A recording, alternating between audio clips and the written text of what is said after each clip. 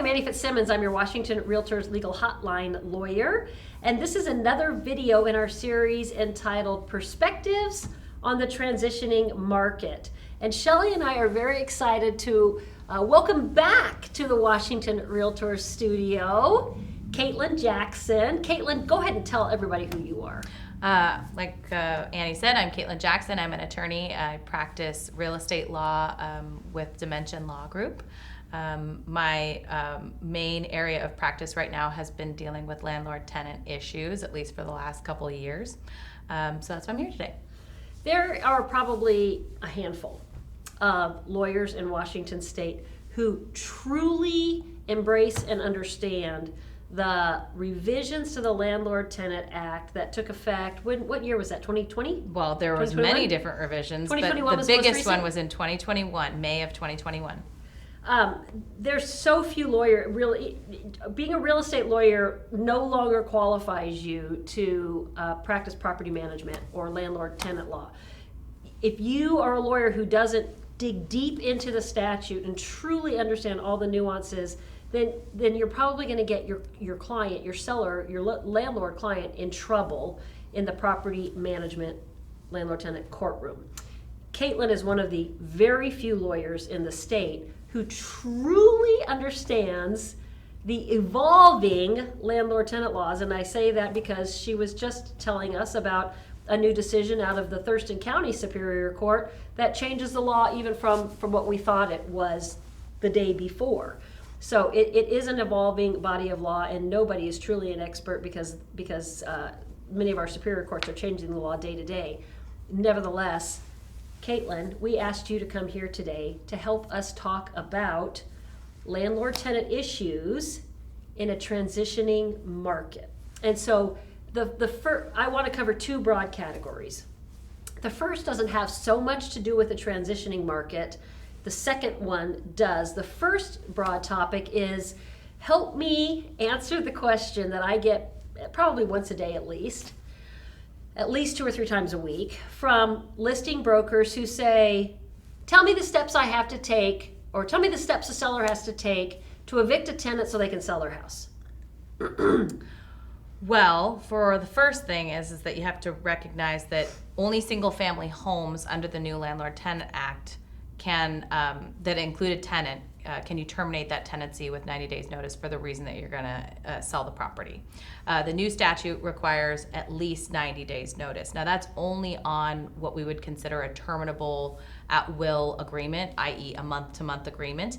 You can't terminate a term lease early prior to its expiration if that's what's going on with the tenant inside the property. If it's month-to-month, it's at least 90 days.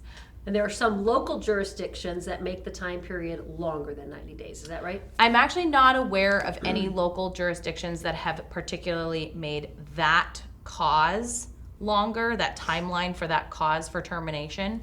But I know that other causes for termination of tenancies in local jurisdictions have been modified. So, for example, I think you could look at even rent increase notices all over the state of Washington, and in particular in the western side of the state. Different cities are requiring extended time periods tied to how much rent you're increasing the tenancy by. So hypothetically speaking, I think you can look at Seattle now has 180 days notice for increasing rent. I believe Kirkland may have just passed something similar to that. And as we work our way around the lake, we're starting to see all the cities take similar action. Okay. But with regard to that particular notice, I'm not aware of any. But it could happen tomorrow. Okay. So we have a seller who wants to sell their property. It's tenant occupied. What you just said, let's emphasize that. If it's greater than a single family residence, so that means duplex or more. You cannot terminate that tenancy for the reason that you're going to sell the property. Neither side, right? No, the tenant can terminate. Oh, No, you mean no, the buyer or the seller? Neither side of the duplex. Right. You can't say, look, let me just terminate one side so that I can show that unit. Buyer can assume what the other side looks like. You can't terminate any tenant from a duplex or greater occupancy property for the cause of seller selling the property, correct? That's my understanding, and if you look at the statute as it's written, it actually says single-family home when it gives you that cause. So if it fits inside the definition of a single-family home, then you can terminate for that cause. Okay, so let's say that the seller's trying to sell a single-family home, tenant occupied. State law says it's got to be at least 90 days notice. Does this notice have to be set forth in a particular format? Does it have to have specific language? That's what's being sort of negotiated at different levels and different courts throughout the state. The statute, as I read it, just says that the landlord has to provide the notice that the landlord intends to sell the property. And then there is a there's specific details of a presumption that the landlord did intend or did not intend if they don't take particular actions after the tenant vacates. So an example, there's a statute says that if the property is not listed on the MLS within 30 days after the tenant vacates, then that's a piece of the presumption there that the landlord did not intend to sell. So you have to actually take these proactive steps. Now, there are some courts, and I will say individual commissioners or judges, that are reading a little bit past the plain language of the statute, in my opinion, and requiring more information from the landlord in the underlying, or what we call a predicate notice, to say why you intend to sell or why you intend to occupy.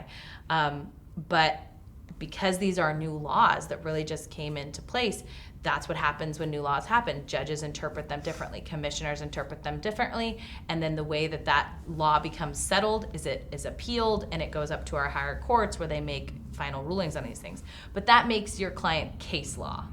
And my advice is to never be case law. Try to never be case law. It's expensive to be case law. Very expensive, and sometimes not in your favor. And you're sitting there for years with your property occupied when you'd rather be selling it. Absolutely, yeah. Okay, so then Kaitlyn, let's say that the notice is delivered, seller waits 90 days, tenant doesn't move, seller goes to evict the tenant, and the commissioner says your notice was deficient. Where in the process is the seller now? You have to start all over again. All the way back to ground zero. All the way back to ground No notice zero. has been delivered yet. And that's hopefully if the commissioner didn't order you to pay the tenant's attorney's fees to boot. Yeah, you have to issue, hypothetically speaking, you'd have to issue a new notice that does comply with the commissioner's ruling or the judge's ruling, and wait for that time to tick again. Okay, so that's the form of the notice itself. What about the delivery of the notice? Does it have to be delivered in any specific way? It does. The state statute requires it to be delivered in accordance with 5912-040, which basically says... RCW 59. Sorry, RCW, sorry. 5912-040, which basically requires that you go out and hand deliver the notice, or attempt to hand deliver the notice to the named tenant. And if you are unable to, you can leave a copy with somebody of suitable age and discretion who resides at the property, but then you have to mail it as well from the county in which the property is located in. And then if you can do neither, you can post it in a conspicuous place, usually the door, and then also mail from the property, from the county the property is located in. That's general. Probably want to touch base with somebody about that. And there are some notices in some counties and cities, once again, that are passing additional requirements for serving notice. So you have to hit the state minimum, and then you may have to send it certified mail depending on the type of notice you're sending. So what city councils are doing and what counties are doing are added on top of what the state requires, and they're busy. I'm sitting here with a smile on my face, not because I think any of this is funny, but because I find it so unbelievable. Just to clarify why I've got this ridiculous, goofy grin on my face as you're talking, because it's still mind-numbing to me to hear you say all of these things, even though I know these things. Kaitlyn, if the commissioner or judge finds that the notice was served improperly, where is the seller in the process? The case is automatically dismissed for lack of jurisdiction, and all the way back to pre-notice. All the way over again. Okay. Predicate notice stage. All right. So somehow the seller gets through this notice phase, they deliver a proper notice, and they deliver it properly, and now they're at the point of the tenant not moving out and they have to start an eviction action.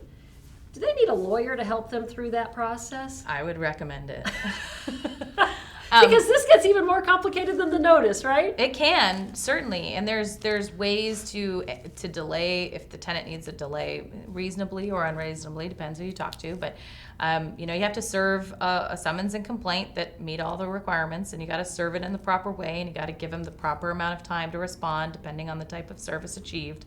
And then if they respond, you have to set a show cause hearing, and the schedules, depending on the different courts, can vary pretty significantly. Some courts are only hearing these types of hearings on 1 day or 2 days a week on their calendars, so you might have to wait another 3 or 4 weeks before you can get on that calendar. And then assuming what will happen is the state now has a requirement that tenants who are considered indigent, and that standard's pretty high, they have a right to counsel, similar to where a criminal defendant would have a right to counsel. So we now have attorneys that just represent tenants in eviction actions. And so even when you go to court, that will be the moment where the court will see if the tenant is there, ask if they are represented, and if they are not, they will give them an opportunity to go be screened to be represented by counsel. That almost always includes at least one continuance of 1 or 2 weeks. Oftentimes it's more because the attorneys need time to analyze the case. So you're looking at an additional 1 month, 2 month, maybe even 3 months. And then on top of that, even if you are successful, let's say you walk away from court with a writ of restitution, which is the court's order to the sheriff's office to conduct the eviction. The sheriffs in King County are requiring 50 days, 50 additional days after you get your writ to conduct that process. So you're looking at what could become A year.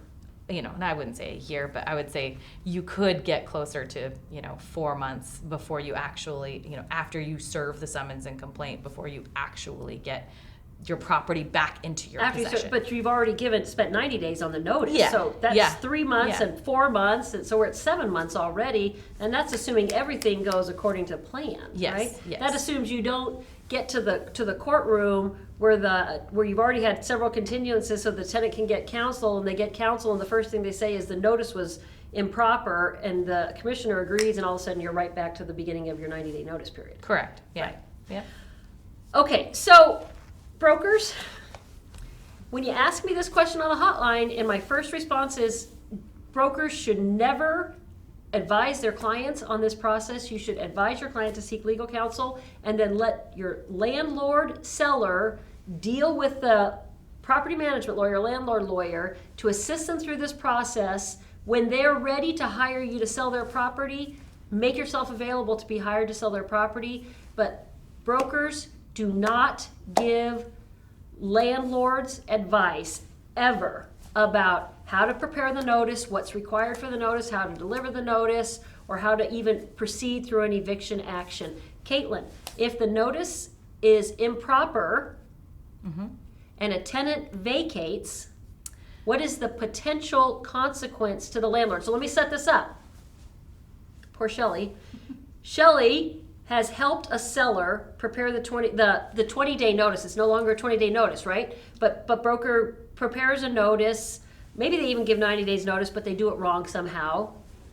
But the tenant acts on this notice and vacates the property. So the state statute now allows the tenant to come back and sue for what is called a claim for wrongful eviction. Even if they left voluntarily, the claim is wrongful eviction. And the damages associated with that are any economic damages that person suffered from that process, from relocating, any non-economic damages from relocating, attorney's fees, and court costs. So let's say hypothetically they are moving out of the property, and while they're in that process of moving, they slip and fall and they hurt themselves. That's going to be considered part of that claim if it was found that the notice was somehow deficient or improper. If, let's say, they have a couple kids who have to change school districts and they lose their IEPs or some sort of benefit that they received before, and they suffer really serious non-economic emotional damages. I mean, those are all things that can go into a very, very steep claim very quickly, even if, for all you know, as the owner of the property, the landlord, they left voluntarily.